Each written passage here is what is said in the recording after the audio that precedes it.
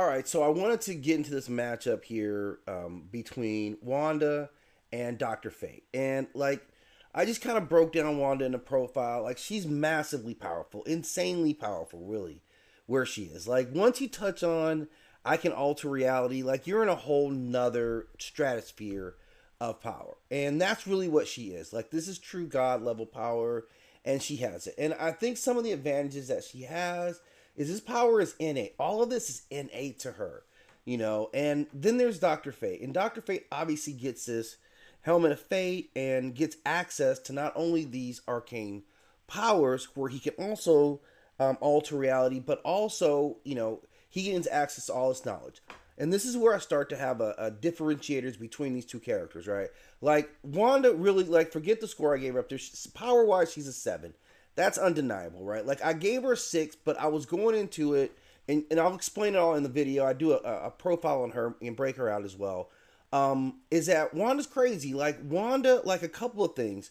There's an advantage to it being your innate power, but there's also she's very unlearned and she's mentally not stable, right? So I think when you're talking about people who can manipulate reality, or like I think you know a large part of her stuff is chaos, right? It's kind of random, so she's not always just picking and choosing exactly what's going to happen, right? And I think that's to a detriment. Like yeah, most of the time it's successful, but Doctor Fate represents more in terms of like order, right? Like more orderly, more thought put behind what he does. Like he has access to the greater levels of knowledge, and I think that's what becomes a difference maker between these two. I do believe they're right, even as far as power. She should be at a 7, but like I said, you saw me some things that make me say, okay, well, this, you know, her brain isn't as sharp as it should be to weld this kind of power on this level and be truly maximizing all of it. And a small difference is going to make a huge manifestation, especially if you're up against someone who's completely on their game. The sharp one wins. Like, let's just imagine,